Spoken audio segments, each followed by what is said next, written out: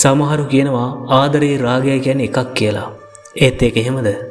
මම නම් විශ්වාස කරන්නේ රාගයෙන් උපන් රාගයයි ආදරෙන් උපන් රාගයයි කියන්නේ දෙකක් කියලා. මේ දේවල් හරියට තේරුම් ගන්නදී සමහර මිනිස්සු හැඟීම් වලට වහල් වෙලා ජීවිත නැති කරගන්නවා. තවත් සමහරු ජීවිත නැති කරනවා. අද මම මේ කියන කතාව සිද්ධ වෙන්නේ ඉන්දියාවේ කබල්පූර් කියන ගමේ. මේ ගමේ ජීවත් වෙනවා ටකීර් සිං කියලා අවුරුදු 70ක විතර මිනිස්සෙක්. උදේම නැගිටලා තමන්ගේ ගව ගාලට ගිහිල්ලා සත්තු ටිකට කෑම දෙන එක තමයි එයාගේ පළවෙනි රාජකාරිය. ටකීර් සිංගේ දරුවෝ, ඒ දරුවන්ගේ දරුවෝ, ලේලිලා මේ ඔක්කොමලා ජීවත් වෙන්නේ එකම ගෙදර. ඒ හින්දාම උදේ නැගිටපු වෙලාවෙ ඉඳලා ගෙදර එකම සද්ද අඩුවක් වෙන්නේ නැහැ. එදා සැප්තැම්බර් 18 සඳුදා දවසක්. වෙනදා වගේම පවුල හැමෝම එකට ඉඳගෙන රෑ කෑම කාලා නිදා ගන්න යනවා. ටකීර් සින්ට එදා රෑ ඇඟට ටිකක් හරි නෑ වගේ දැනෙනවා. මේ හින්දාම එළියේ නිදහස් තැනකට එනවා නිදා ගන්න. ඊට පස්සේ පහුවදා සුපුරුදු විදිහට ටකීර් සිං උදේ නැගිටලා එයාගේ කිරිහරක් ටිකට කෑම දෙන්න යනවා. මේ වෙනකොටත් එකම සද්දයක් වෙන ගෙදර එදා උදේ කිසිම සද්දයක් නැහැ. පේන්න කවුරුත්ම නැහැ. ටකීර් සින්ට මේක පුදුමයක්. කවදාවත් මෙහෙම වෙලා නැහැ. සතුන්ට කෑම දෙන එක නවත්තලා ටකීර් සිං ගේ ඇතුළට යන්නේ කට්ටිය තාම නිදිනම් ඇහැරවන්න හිතාගෙන. ටකීර් සිං බාගෙට ඇරලා තියෙන දොර ඇරලා බලනවා. ඒ දකින දේ ටකීර් සිංගේ හදවත නතර කරන්න තරම් වේදනාවක් ඇති වෙනවා. වෙලා තියෙන මොකද්ද කියන්න කලින් පහළ තියෙන subscribe button එකත් ක්ලික් කරගෙනම යන්න. ටකීර් සිංගේ බිරිඳ පූරි, තමන්ගේ දරුවෝ, ලේලිලා, මුණුබුරෝ මේ හැමෝම මරලා දාලා එකම පවුලේ මිනිමෙරුම් 7ක් රට පුරා මේ ප්‍රවෘත්තිය පැතිරෙනවා. පොලිසිය ඇවිල්ලා හැම පරීක්ෂණ කටයුත්තම ආරම්භ කරනවා. මේ පවුලේ ජීවත් වුණා 9 දෙනෙක්. මිනිමෙරුම් 7යි. ඉතිරි දෙන්නගෙන් එක්කනේ ටකීර් සිං. අනිත් කෙනා කවුද? මේ කාරණය ගැන ඉක්මනින් පොලිසියට අවධානය යොමු වෙනවා. ඒ තමයි සෝනම්. අවුරුදු 19යි. ටකීර් සිංගේ ලොකු පුතාගේ දුව. බාත්රූම් එකේ සිහි නැතුව වැටලා ඉන්නකොට පොලිසිය සෝනම් හොයා ගන්නවා. සෝනම් තාමත් ජීවතුන් අතර. ඉක්මනට හොස්පිටල් එකට අරන් යනවා. පොලිසිය ගෙදර අස්සා මුල්ලක් නෑර පරීක්ෂා කරනවා. බැලුව බැලමට මේක මංකොල්ල කෑමක්. ගෙදර අල්මාරිය ඇරලා දාලා සල්ලි රත්තරන් බඩු තැන් තැන්වල වැටිලා කාමර හැම එකකම අල්මාරිය ඇරලා දාලා සමහර බඩු අරන් ගිහිල්ලා. දැන් පොලිසිය අනුමාන කරන්නේ මංකොල්ල කන්න ආපුන් ගෙදර කට්ටිය ඇහැරලා කලබලයක් ඇති කරයි කියන බයට ඉන්න හැමෝම මරලා දාන්න ඇති කියලා. ඒත් ගෙදර දොරවල් වලට කිසිදු හානියක් වෙලා තිබුණේ නැහැ. ජනල් වලින් පැනලා ඇතුළට ආවා කියන්න පුළුවන් කිසිම සාක්ෂියක් නැහැ. වැදගත්ම දේ පෝස්ට්මෝර්ටම් රිපෝට් එකේ කියන්නේ මේ 7 දෙනාම මැරෙන්නේ එකම ලණුවකින් බෙල්ල හිර කරලා. ඒ වගේම 7 දෙනාම අධික මාත්‍රාවකින් නිදිපෙති අරන් තියනවා කියලාත් අධිකරණ වෛද්‍ය නිලධාරීන් හොයා ගන්නවා. මේ හැම දෙයකින්ම පැහැදිලි මේ සාහසික අපරාධය කරන්නේ හොඳට ප්ලෑන් කරලා කියලා. ඒත් එළියෙන් කවුරුත් ආවේ නැත්නම් මේකට සම්බන්ධ වෙන්න ඕනේ අනිවාර්යයෙන්ම ගෙදරම කවුරු හරි. මේ දෙත් එක්ක තමයි පොලිසිය සෝනම්ගෙන් වගේම ටකීර් සිංගෙන් ප්‍රශ්න කරන්නේ. පොලිසිය මේ දෙන්නගෙන් ප්‍රශ්න කරන අතරතුර තවත් නිලධාරීන් කීප දෙනෙක් ටකීර් සිංගේ ගෙදර තවදුරටත් පරීක්ෂා කරනවා. නිලධාරීන් දකිනවා තවත් නාදුරන පුච්චලීන් දෙන්නෙක් අඩ සිහියෙන් බිම වැටලා ඉන්නවා. යථා තත්ත්වයට පත්වෙන මේ පුච්චලීන්ගෙන් කරන ප්‍රශ්න කිරීම් වලින් හෙළි වෙන්නේ ඔවුන් එදා රෑ ටකීර් සිංගේ ගෙදරට ආවේ වයරින් වැඩකට. ඒක ඉවර කරන්න රෑ වුණ හින්දා රෑ කෑමක් කාලා උදේ ගෙදර යන්න කියලා ටකීර් සිං කියපු හින්දා හිටියා කියලා තමයි මේ දෙන්න කියන්නේ. මේ කතාව පොලිසියට තවත් ප්‍රශ්නයක් ඉදිරි කරනවා. එදා රෑ මේ දෙන්න මොනවා කරන්නේ නැද්ද? තරුණ ගෑනු දරුවන් ඉන්නවා කියලා දැනදැනත් ටකීර් සිං ඇයි මේ නාදුරුණු පුච්චලු දෙන්න ගේ ඇතුළේ තියාගත්තේ? ඒත් මොවුන් දෙන්න මේ දේවල් කරා නම් මේ වෙනකොටත් ඒ ගෙදරම ඉන්නේ ඇයි? ඒත් එකම පිටස්තර නාදුරුණු පුච්චලෙන් දෙන්නෙකුට ගේ ඇතුළේ නිදා ගන්න දීලා ටකීර් සිං විතරක් ඇයි එළියේ නිදාගත්තේ? මේ මිනිමෙරුම ඉස්සල්ලාම දකින්නේ ටකීර් සිං. පොලිසියට කියන්නේ ටකීර් සිං. මෙන්න මේ වගේ කරුණු ගොඩක් පොලිසිය පරීක්ෂණ අවුල් ජාලාවක් කරනවා. මේ හැම ප්‍රශ්නකටම උත්තර පොලිසියට එකින් එක හොයන්න වෙනවා. දැන් පොලිසිය වැඩි අවධානය යොමු වෙන්නේ ටකීර් සිංට. ඒත් ඉස්සර කිසිම නීති විරෝධී සමාජ විරෝධී වැඩක් කරා කියන්නට තරම් සාක්ෂියක් ටකීර් සිංට විරුද්ධව තිබුණේ නැහැ. මේ දේවල් මෙහෙම වෙද්දී සෝනම්ටත් සිහි එනවා. සෝනම් ඉන්නේ හරි කලබලෙන්. වෙලාවකට සෝනම් කියනවා රෑ කෑම කාලා නිදාගත්තට පස්සේ එයාට වෙච්ච කිසිම දෙයක් ගැන මතක නැහැ කියලා. තවත් වෙලාවක කියනවා මංකොල්ලකාරයන් ටිකක් ආවා වගේ මතකෙකුත් තියෙනවා කියලා. කොහොම වුණත් තමන්ගේ අම්මා තාත්තා සහෝදර සහෝදරියෝ එක රැයකින් ජීවිතවලින් සමුගත්ත එකේ සංවේගය ඇය තරාගෙන ඉන්න එකම කොයිතරම් දෙයක්ද කියලා තමා රටේම මිනිස්සු සෝනම්ට ප්‍රශංසා කරන්නේ. මහා ඇමති පවා හොස්පිටල් එකට ඇවිල්ලා මේ සෝනම්ගේ සුවදුක් හොයා බලනවා.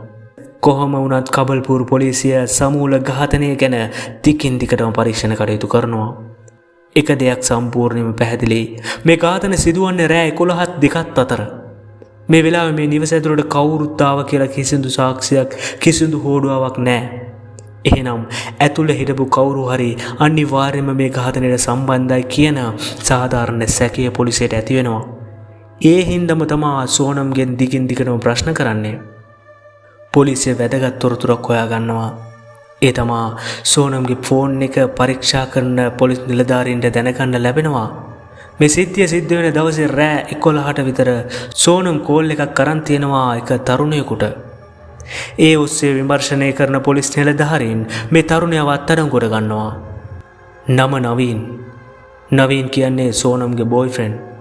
බිහිසුණු අපරාධයේ සැඟවුණු රහස් දැන් ටිකින් ටික එළියට එන්න පටන් ගන්නවා. සෝනම් කිව්වෙම තමන්ගේ දෙමාපියන්ගේ වියෝව දරා ගන්න බෑ. මට වෙච්ච කිසිම දෙයක් මතක නෑ. මේ විදියට සෝනම් කොච්චර ඇත්ත හංගන්න උත්සාහ කළත් පොලිසිය ප්‍රශ්න කිරීම සෝනන්ට දරා ගන්න බැරි වෙනවා. පොලිස් නිලධාරීන් අහනවා ඔයා විතරක් කොහොමද බේරුනේ කියලා. මේ වෙලාව ඔයා බාත්රූම් එකේ හිටියේ කොහොමද? නවීන්ට කතා කරලා මොකද්ද කිව්වේ? පොලිසියේ දැඩි ප්‍රශ්න හමුවේ අසරණ වෙන සෝනම් ඒ මිලේච්ඡ සාහසික අමානුෂික ක්‍රියාදාමය එකින් එක පෙළගස්සනවා.